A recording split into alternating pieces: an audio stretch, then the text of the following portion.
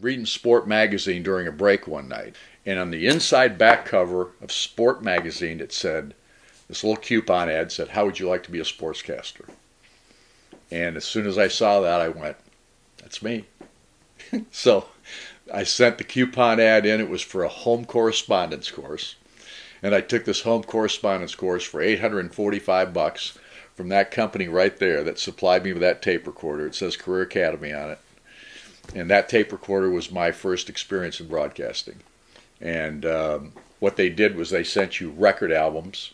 And the record albums, you'd listen to them. They would teach you enunciation, pronunciation, inflection in your voice, how to do a newscast, all these kinds of different things. And so I go to the station in Ottawa, Illinois, WOLI, and I go in for this interview. And I've got a tape and a resume of what I'd done in Butte, which was all basically just disc jockey work. So the job offer was to do an announcing job, do news, do production work, all these kinds of different things, but play-by-play as well. So I applied for it, and in the interview, the guy says, well, how much play-by-play experience do you have? I said, well, I did the backup games in Butte, Montana. I don't know what I was saying. And the truth be known, I don't think he knew what I was saying because he didn't have any background in sports himself. I got the job. This was in July. 2 months later, I'm ready to do my first football game.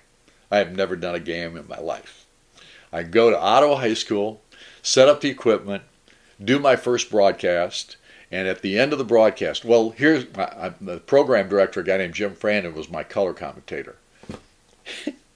And during the broadcast, I could see out of the peripheral vision of my eye, he's doing this. I mean, and I know I suck, and I know it's awful. It's got to be as bad a broadcast as you've ever heard in your life, and it was. I got done with the broadcast. The station signs off at 10 o'clock. We got done with the broadcast around 9:30. So I waited an hour and a half after the game, making sure that nobody was going to be around the radio station. I drive back to the station.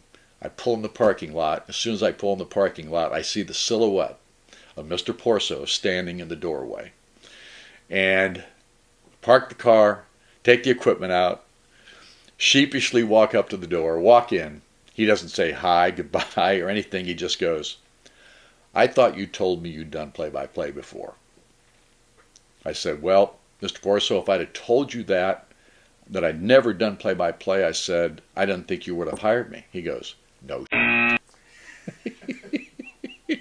Went home, got up the next morning. What am I going to do? So I called a guy I'd never met before named Art Kimball. Art was in WLPO in LaSalle, Peru, 15 minutes from where I was at. Great play-by-play guy at the high school level. Really, really good. And I'd listened to him for many years growing up because he was that good, you know.